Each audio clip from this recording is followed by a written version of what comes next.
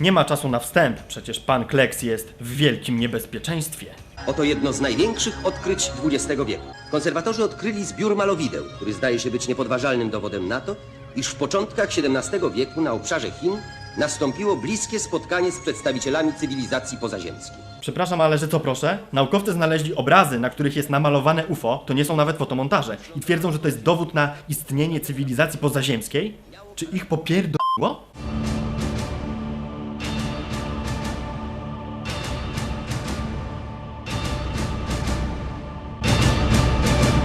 Sensację budzi również ustalenie, że podczas naprawy uszkodzonego obiektu kosmicznego wydatną pomoc przybyszom z kosmosu okazali XVII-wieczni chińscy uczeni. Poza tym kosmici nie wiedzieli, jak naprawić własny statek, a Chińczycy wiedzieli. Ostatnio kupiłem od Chińczyków podróbę Pegasusa i to nawet nie działa, a co dopiero zaawansowany technologicznie statek kosmiczny. Nasz los spoczywa teraz w rękach automatycznego pilota. Ugryzę się w język, bo mnie zamknął. Nie napotkałem informacji, gdzie i kiedy przybył pan do świata baśniowego. Czy urodził się pan z tytułem profesora? Jak to urodził się z tytułem profesora? Widziałeś kiedyś profesora, który urodził się z tytułem profesora? Oczywiście oprócz Baltazara Gąbki, profesora Baltazara Gąbki, specjalisty od żab latających. Jeżeli was to rzeczywiście ciekawi, mógłbym cofnąć się pamięcią do czasów, w których oczywiście nie miałem pojęcia, jak potoczą się moje losy w świecie bajkowym. Tak, tak, prosimy, bardzo prosimy. Tak, prosimy, bardzo prosimy. Lizus. Działo się to na dworze przedostatniego cesarza chińskiego z dynastii Ming. Jak jesteście Chińczykami, to naprawcie mojego Pegasusa. Wezwijcie doktora Pajchiwo. Jest, doktor Pajchiwo! Doktor Pajchiwo, biatch! Yeah, I'm out at Brooklyn. Now I'm down in Tribeca, right next to the Narrow. But I'll be hood forever. I'm the new Sinatra. Niech wszyscy opuszczą moją komnatę.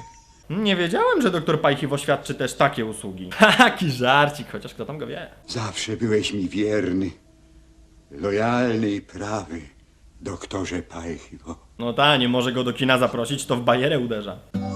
Mimo swego młodego wieku stanowiłeś zawsze światło moich oczu i spokój mojego sumienia. Hej, to nie jest doktor Pajchiwo. To jest pewnie ten oszust, co leczył seksem i go zamknęli dopiero co. O najwyższy z najwyższych i najwspanialszy z wspaniałych. No, bajera słaba, ale weszła jak widać. Musi upłynąć wiele wieków, nim ludzkość dojrzeje do możliwości pełnego wykorzystania tych tajemnic. A, to ja już wiem, tam są iPhony 4G z działającą anteną. Chcę, abyś wiedział, iż prośba twa, choć jeszcze nie wypowiedziana, może być uznana za już spełnioną. O, kolejka dla wszystkich, jak zastawia. Powiedz mi, jak się nazywasz, młodzieńcze? Nazywam się Ambroży Kleks, wasza uczoność. Ależ ten Kleks zajebiście wygląda we fryzurze Toma Hanksa z kodu Leonarda da Vinci. I tak oto stałem się powiernikiem wszystkich tajemnic doktora Pajchiwo, jego uczniem, a z czasem i przyjacielem. Pasjonujące. Zajebiście, ja to zaraz zemdleję od tych zwrotów akcji. A kiedy ostatni raz widział się pan z doktorem Pajchiwo, profesorze? A czemu o to pytasz, tatusiu? Synek, ty się nie wpierdalaj, jak dorośli rozmawiają. Widać, że chłopak nie ma dyscypliny. Podstawa wychowania! Ponieważ moje losy również w dziwny sposób splotły się z tajemnicą szmaragdowej szkatułki. Opowiedz o tym, tato. Synek, final warning. Jestem do pana dyspozycji, admirale. Znaleźliśmy się w bardzo trudnej sytuacji, żeby nie powiedzieć wręcz dramatycznej. Skończyły nam się różowe mundury. Miałem pozostawić hełm z radiostacją nastawioną na odbiór i tym samym utracić wszelki kontakt ze stanowiskiem dowodzenia. Ale odważny Rambo, a te wąsy dają mu co najmniej plus 20 do siły.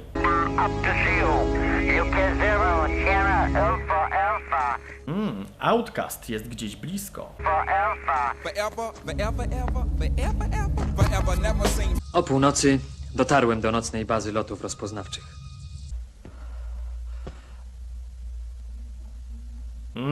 Rzucie gumy z otwartą buzią, koksa kingowa szmineczka i ta fryzura, że niby dopiero co wstała, chociaż tak naprawdę układała 4 godziny. Very nice, how much? Proszę zaprowadzić pana kapitana do apartamentu pod kopułą na pierwszym piętrze. A, idzie drugi, chce obczaić tyłek. Drogie panie, chyba nie sądzicie, że puszczamy was przodem, bo jesteśmy dżentelmenami? Człowieku, zdejmij tę opaskę, wyglądasz jakby ci obroża nie przeszła przez głowę.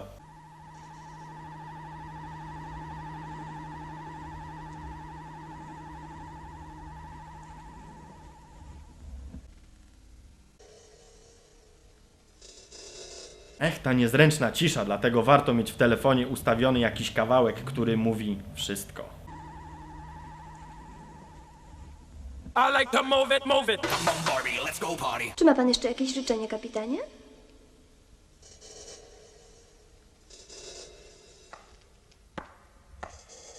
Ty kretynie, nie znasz żadnego dobrego tekstu? To trzeba było chociaż, nie wiem, angielskim przyszpanować. Yes, of course. Dobra, nieważne.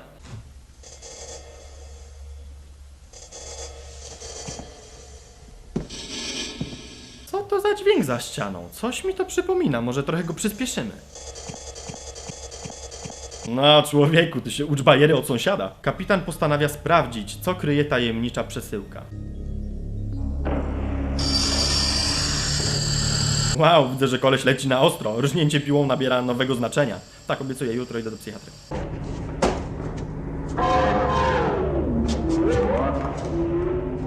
Nie, tylko nie w nią, ona ma zupełnie sprawny aparat gębowy. Taki głupi żart, ale nie do końca. Mówicie o tak ciekawych rzeczach, że zupełnie zapomniałem o Agnieszce. A przecież ona jest teraz najważniejsza. Zapomniałem o Agnieszce, ona jest najważniejsza. Takich to się w podstawówce lało. Na przykład mnie lali. Głodna jestem. To se wpierdol zaje pasztet. Żebyś ty wiedział, papingu, jak smakuje krupnik. Ugh, Albo pierogi ze słoninką. ugh.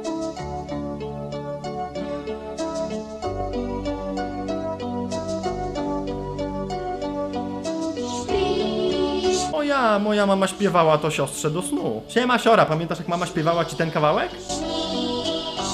Mama ten kawałek śpiewała tobie. Mój dziadek, co nierobem był na peryferiach świata, strzepywał z włosów gwiezdny pył i na Jowisza latał. Miał synów tam około 100, kosmicznie próżnych braci. Jaka piękna piosenka o dziadku, który ruchał wszystko, co ma dziurę i nie ucieka. Pośpiewaj mi jeszcze, Carmello. Tu nie zabraknie nawet ci super naszego mleka. Czy zgadzasz się? Odpowiedz mi, tatuś Carmelo czeka. Brzmi kusząco, ale dziewczynko może ładnie podziękuj, kopnij go w jaja i uciekaj stamtąd. Co to za piski? To jest skandal! Ktoś śmie łamać mój rozkaz! Ktoś śmie się śmiać! Kto się śmieje? Ty się śmiejesz? Ty się śmiejesz? Pozwól mi dać nauczkę temu krnąbrnemu dziwakowi, tej parodii naukowca, tej wiedźmie w profesorskiej skórze. Bingo, koleś, występujesz w następnym odcinku Przemyśleń. I tego żałosnego stworka, melośmiacza. Ja chyba zaczynam lubić tego elektronika. Zastosujemy także wobec niego tortury labiryntu. Nie mam pojęcia co to jest, ale brzmi zajebiście. Za chwilę rozpocznie pan wędrówkę w świecie gier komputerowych. O ja też chcę. Ten elektronik to jest zajebisty ziom.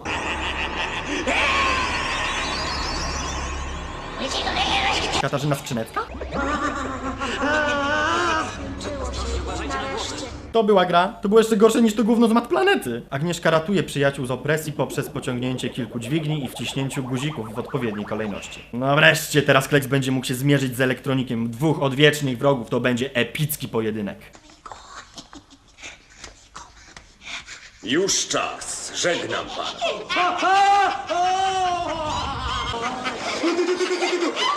Co? To było to? Złapał go za ramię i to jest koniec? To miał być epicki pojedynek, a nie pojedynek picki. Postanowiłem założyć tu wśród papingów Akademię Melośmiacza. Zajęcia numer 1. Jak być wkurwiającym kretynem. Prowadzi profesor Melośmiacz. Wiesz, Groszku, mam dla ciebie w prezencie wielką niespodziankę. A ty, słoneczko, nie jesteś za młoda na słoneczko? Mamy sprawdzone informacje, że gdzieś tutaj znajduje się jakiś zepsuty komputer do naprawy.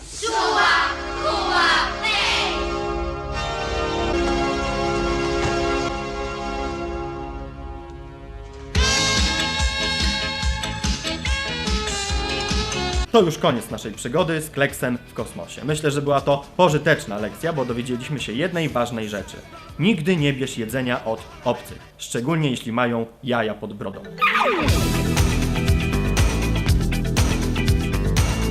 Z pewnością chcielibyście poznać zawartość tajemniczej szmaragdowej szkatułki.